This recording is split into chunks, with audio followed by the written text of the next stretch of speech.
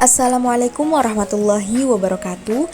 Kami dari kelompok 3 akan memaparkan hasil dari tugas kami, yaitu tentang menanggapi kebijakan. Kami beranggotakan 5 orang, yaitu Muhammad Akbar Fauzan dengan NIM 2330964, Muhammad Aunur Rahim dengan NIM 2330960, Rismayanti dengan NIM 2330969, Fira Aderisanti dengan NIM 2330978, dan Rifka Fauzia dengan NIM 2330966. Dan ini adalah beberapa kebijakan yang akan kami tanggapi. Kebijakan pertama adalah tentang kasus lem Aibon dengan anggaran senilai 82 miliar rupiah disebut pengamat seperti terciduk oleh publik. Kebijakan kedua yaitu kebijakan impor beras dan ketahanan pangan Indonesia. Kebijakan ketiga adalah suasana layanan BPJS Kesehatan usai Jokowi naikkan iuran 100%. Masuk di kebijakan 1, pada tahun 2019, Partai Solidaritas Indonesia membongkar pemborosan rancangan anggaran tahun 2020. Ditemukan penganggaran diantaranya lem Aibon 82 miliar, ballpoint kertas 200 miliar, tinta printer 400 miliar, stabilo 3 miliar, penghapus 31 miliar, dan kalkulator 31 miliar. Tanggapan kelompok kami terhadap temuan penggunaan anggaran yang memboros seperti yang telah dijelaskan di atas dapat bervariasi tergantung pada perspektif individu dan tujuan penggunaan anggaran. Dari sudut pandang publik, penggunaan anggaran yang tidak efisien dan memboros merupakan kegagalan dalam manajemen keuangan. Masyarakat mungkin merasa kecewa dan tidak puas dengan pemborosan ini, terutama jika anggaran tersebut seharusnya digunakan untuk meningkatkan pelayanan publik atau memenuhi kebutuhan masyarakat.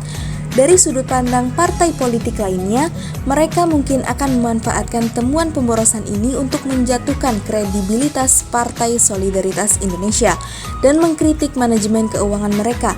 Mereka akan mendesak pemerintah untuk melakukan penyelidikan dan mengambil tindakan yang sesuai terhadap tuduhan pemborosan tersebut. Dan masuk di kebijakan kedua, yaitu kebijakan impor beras dan ketahanan pangan Indonesia. Tanggapan kami mengenai kebijakan impor besar sebagai cadangan pangan nasional pada tahun 2018 dapat dilihat dari beberapa perspektif yang berbeda. Dukungan terhadap keamanan pangan, kebijakan impor besar sebagai cadangan pangan nasional dapat dilihat sebagai langkah yang diambil untuk menjaga kecukupan pasokan pangan dalam negeri.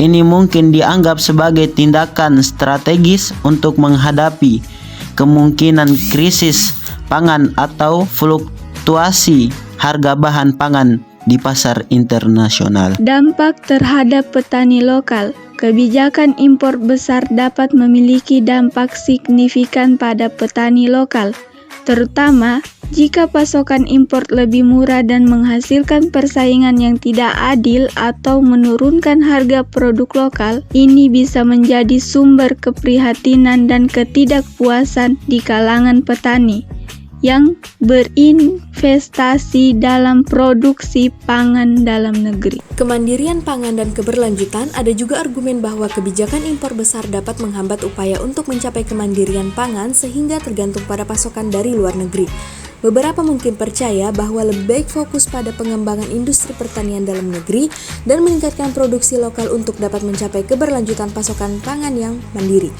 Penting untuk mengakui bahwa setiap kebijakan memiliki keuntungan dan resikonya sendiri. Pertimbangan yang lebih mendalam dan tinjauan menyeluruh diperlukan untuk menganalisis dampak dan efektivitas kebijakan tersebut, termasuk diskusi yang melibatkan pemangku kepentingan terkait. Dan masuk di kebijakan terakhir, yaitu tentang suasana layanan BPJS Kesehatan usai Jokowi naikkan iuran 100%. Kenaikan tarif BPJS sebesar 100% bagi peserta bukan penerima upah (PBPU) dan peserta bukan pekerja pastinya akan memiliki dampak yang signifikan bagi mereka. Tanggapan kelompok kami terhadap kebijakan ini mungkin beragam, tergantung pada situasi dan sudut pandang individu.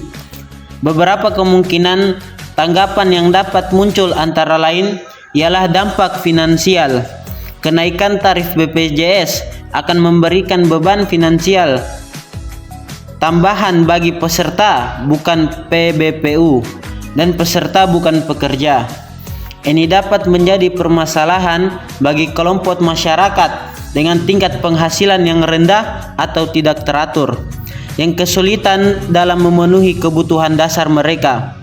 Akses layanan kesehatan. Kenaikan tarif BPJS juga dapat mempengaruhi akses peserta bukan PBPU dan peserta bukan pekerja terhadap layanan kesehatan.